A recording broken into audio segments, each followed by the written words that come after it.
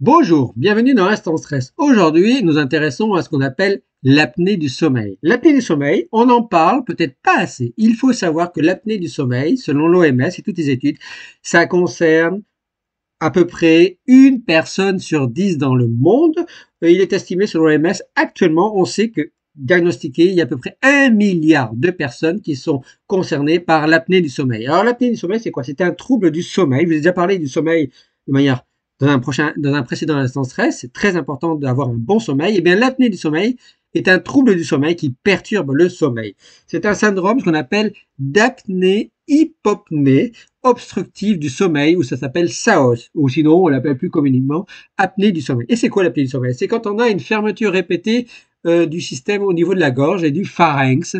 Et donc, en fait, pendant qu'on dort, notre pharynx se referme de manière répétée. Quand il se referme de manière répétée pendant plusieurs secondes, plus de 5 secondes, jusqu'à plus de 5 fois minimum par heure, ça devient de l'apnée du sommeil. On respire moins, il y a une baisse de la respiration, il y a une baisse d'apport en oxygène à nos organes à travers nos poumons.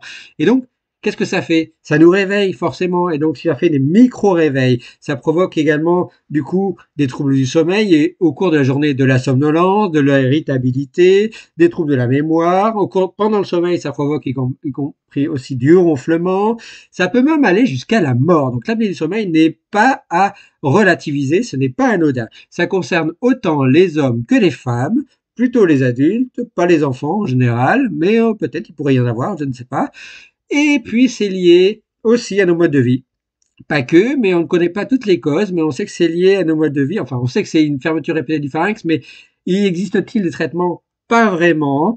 Il faut savoir que ça peut être suivi, diagnostiqué. Il peut y avoir une administration d'oxygène, donc c'est une ventilation par pression positive, de l'oxygénothérapie pendant le sommeil pour contrer cette baisse d'oxygène pendant l'apnée du sommeil.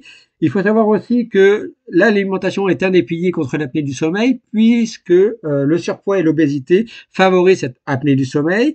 Il peut y avoir aussi des personnes qui ont une morphologie du visage et du cou, tête-cou qui est assez particulière pour provoquer anatomiquement cette altération du pharynx pendant la nuit qui se ferme de manière répétée et qui entraîne de l'apnée du sommeil.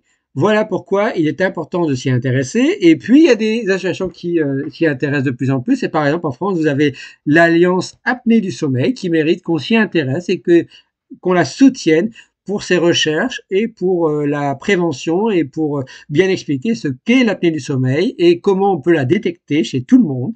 Tout le monde est concerné et comment on peut mieux la gérer au quotidien. Voilà, maintenant vous en savez un peu plus sur l'apnée du sommeil. En attendant, que le sommeil soit avec vous. Merci à vous. Ciao, ciao, ciao.